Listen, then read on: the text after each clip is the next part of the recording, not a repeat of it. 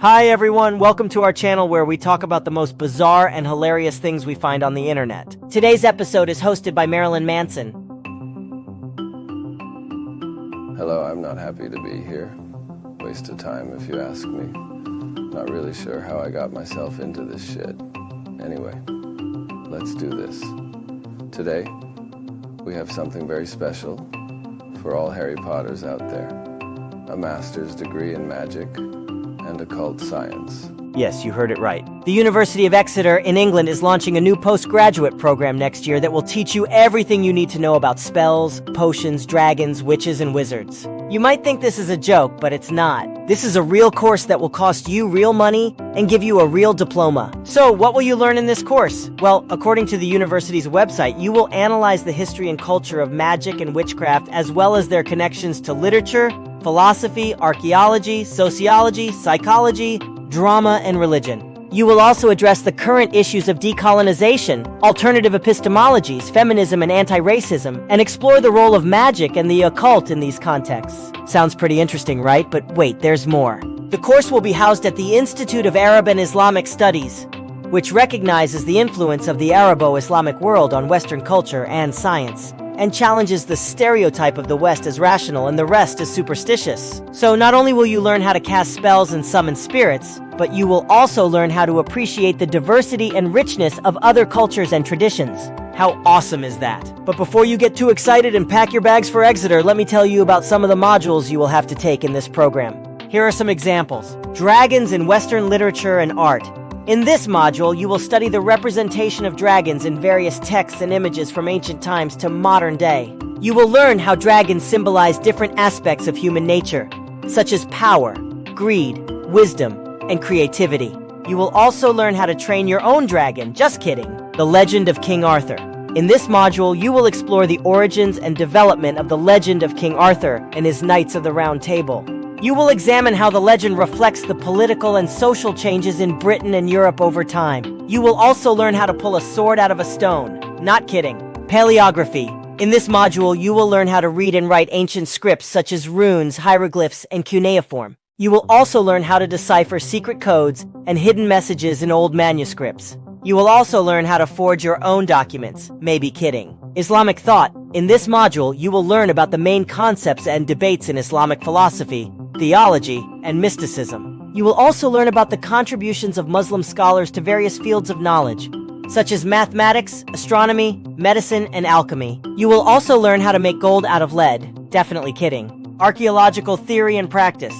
In this module, you will learn how to conduct archaeological research using various methods and techniques. You will also learn how to interpret archaeological evidence and reconstruct past societies and cultures. You will also learn how to find buried treasure, wishful thinking. The depiction of women in the Middle Ages.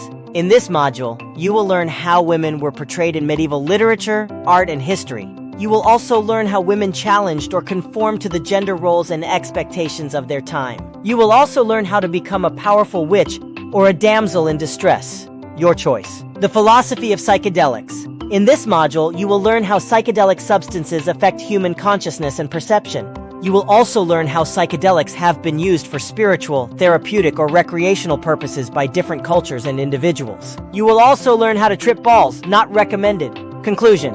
So what do you think? Are you interested in enrolling in this program? Do you think it's worth your time and money?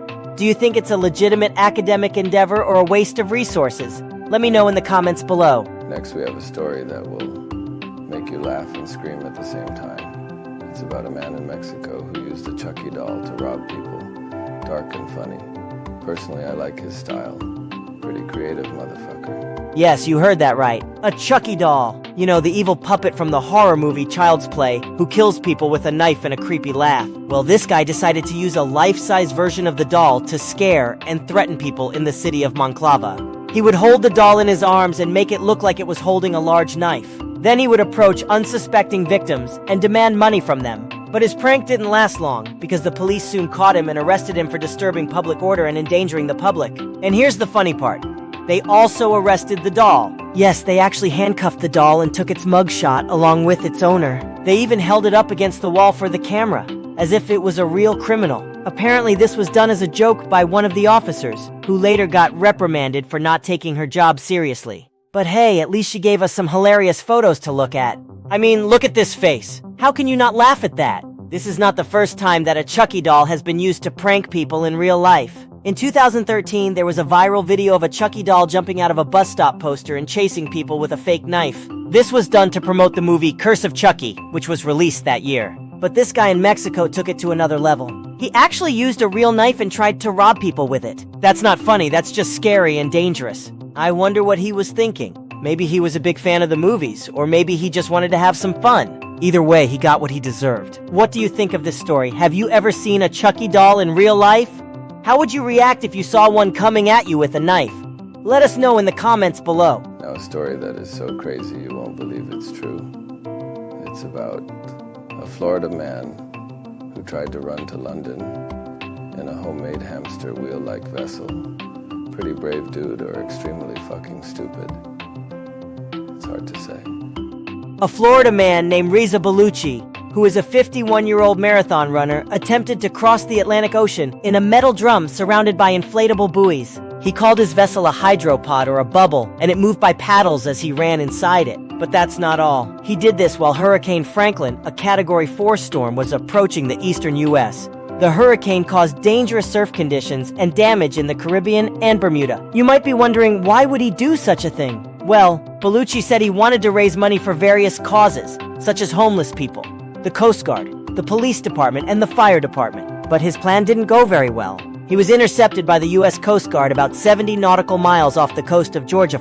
He refused to leave his vessel for 3 days and claimed he had a bomb on board. He also threatened to harm himself with knives. The Coast Guard had to call in bomb disposal experts and finally extracted him from his vessel. He was then transported to a Coast Guard base in Miami, where he surrendered and was charged with federal crimes. And guess what? This is not the first time Bellucci has attempted this kind of stunt. He has been apprehended by the Coast Guard 3 previous times while crossing the ocean in his bubble. Most recently, in 2021, he tried to travel over 1,000 miles from the coast of Florida to New York. He ended up 30 miles south of his starting point due to complications that brought him back to shore. In 2014 and 2016, he had to be rescued by the Coast Guard off the coast of Florida after similar attempts. But Bellucci said despite being stopped every time, he isn't giving up his dream. He said, "I'll never give up my dream. They stopped me 4 or 5 times, but I never give up." What do you think of Bellucci's story? Do you admire his persistence or think he's crazy? Let me know in the comments below. And now, what happened on this day in history? What happened on October 22nd in history? October 22nd is a date that has witnessed some remarkable events in history, from the world's first parachute jump to the death of a notorious bank robber. In this part of the video, we will explore some of the most interesting and significant events that happened on this day in history. So let's fucking dive right in.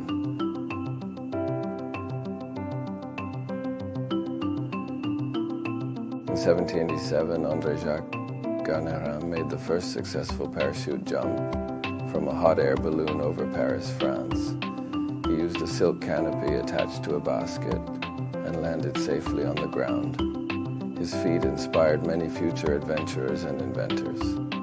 In 1811, Franz Liszt was born in present-day Rating, Austria. He was a child prodigy who became one of the most influential and prolific composers and pianists of the 19th century. He wrote more than 700 pieces and experimented with musical form and harmony. In 1934, Charles Arthur Pretty Boy Floyd was killed by FBI agents in East Liverpool, Ohio. He was a bank robber who was popular among the public because he allegedly destroyed mortgage papers at the banks here about freeing people of their debts. He was also involved in several shootings and murders. In 2012, Lance Armstrong was stripped of his 7 Tour de France titles and banned for life following doping allegations. The U.S. Anti-Doping Agency found that he and his teammates had used steroids, blood boosters, and blood transfusions to enhance their performance. He later admitted to cheating in an interview with Oprah Winfrey. These are just some of the events that happened on October 22nd in history. I think it is just terrible and disgusting how everyone has treated Lance Armstrong, especially after what he achieved winning 7 Tour de France races while competing on drugs.